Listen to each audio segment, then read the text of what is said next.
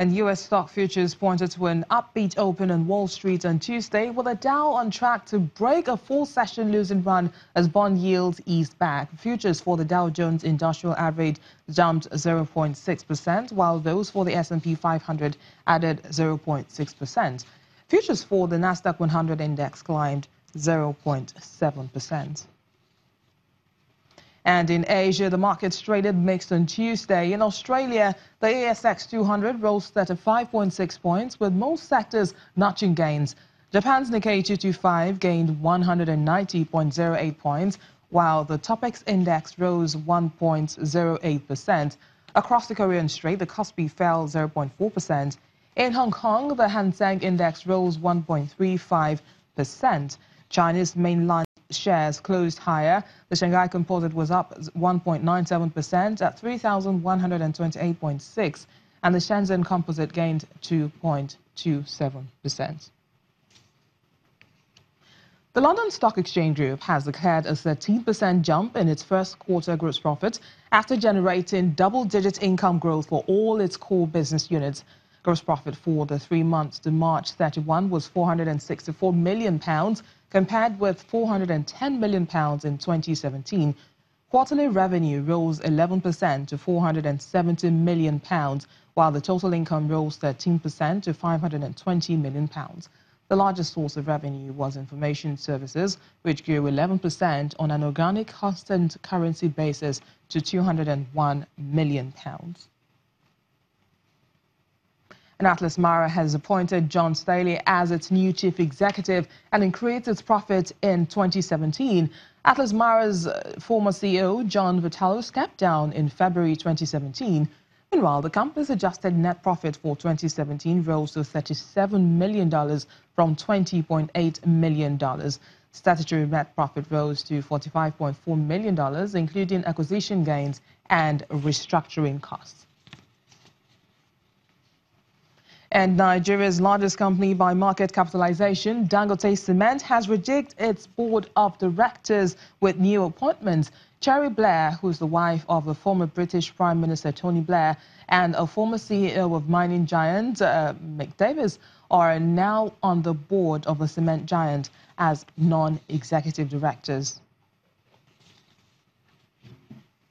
Now, Nigeria is one of the highest consumers of sugar in the world, and there are concerns about the health concerns at this poses. Well, Nigeria is the fourth largest importer of the commodity, with the bulk of it consumed by manufacturing industries and direct consumption accounting for only a quarter of the total. But let's talk to an analyst at the financial derivatives company for more about this. Chiamaka Madu, she joins us now. It's good to have you on the program, Chiamaka. Thanks for your time. Thank you for having me, BC.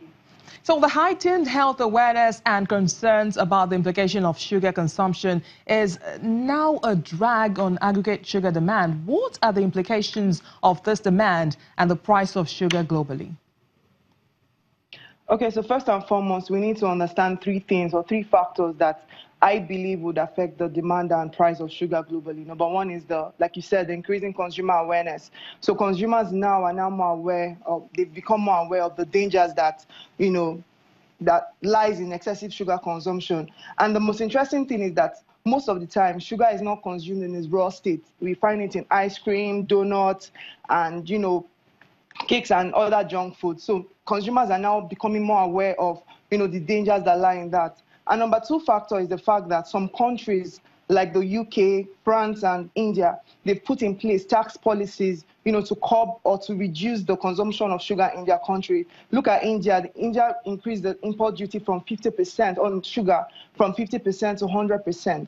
And the third factor is the fact that there's now been a shift from sugar, adding sugar in our tea and coffee to sweeteners. So we're now seeing a growing supply of sweeteners especially in China, where the bulk of the production comes from. So all of these factors in the medium to long term, we should see it affect the demand for sugar as well as the price.